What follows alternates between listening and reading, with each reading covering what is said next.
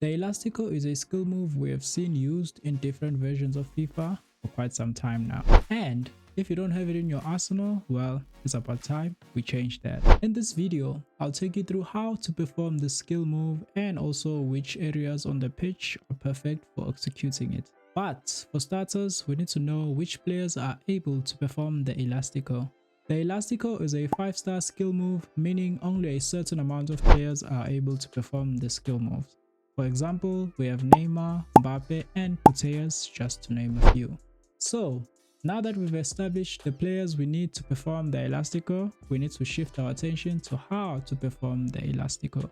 If your player is facing to the right, you need to move the right stick to the bottom and rotate it 180 degrees clockwise to the top. And if your player is facing the left, you need to move the right stick to the top and rotate it 180 degrees clockwise to the bottom.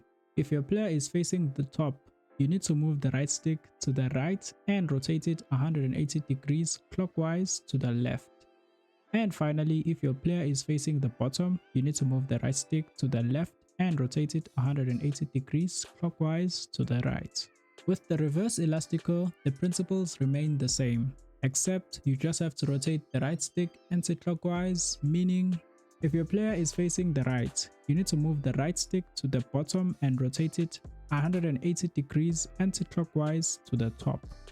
And if your player is facing the left, you need to move the right stick to the top and rotate it 180 degrees anti-clockwise to the bottom.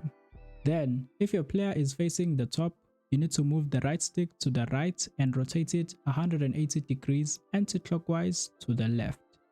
And finally, if your player is facing the bottom, you just need to move the right stick to the left and rotate it 180 degrees anti-clockwise to the right. One last thing you need to know before we move on is that left-footed players require a different input to get a reverse elastico and an elastico, meaning the inputs I've taught you so far are for right-footed players. So if you want to get the same results with left-footed players, you just need to do the opposite. Inputs for the elastico with a right-footed player would result in a reverse elastico for a left-footed player, and inputs for a reverse elastico with a right-footed player will result in an elastico for a left-footed player. I hope that makes sense. So, what are the best positions to perform the reverse elastico and the elastico? Both these skill moves are highly effective in and around the box for opening up shooting opportunities, passing lanes, or simply beating your opponent. In my honest opinion, the elastico is most effective after a dead stop and you are face to face with the opponent. To perform this combo, you simply press the L1/LB button and you will automatically face your opponent's goal, then perform the elastico. With the reverse elastico, it's better when your player is moving and you quickly want to expose the space on your player's right or left hand side.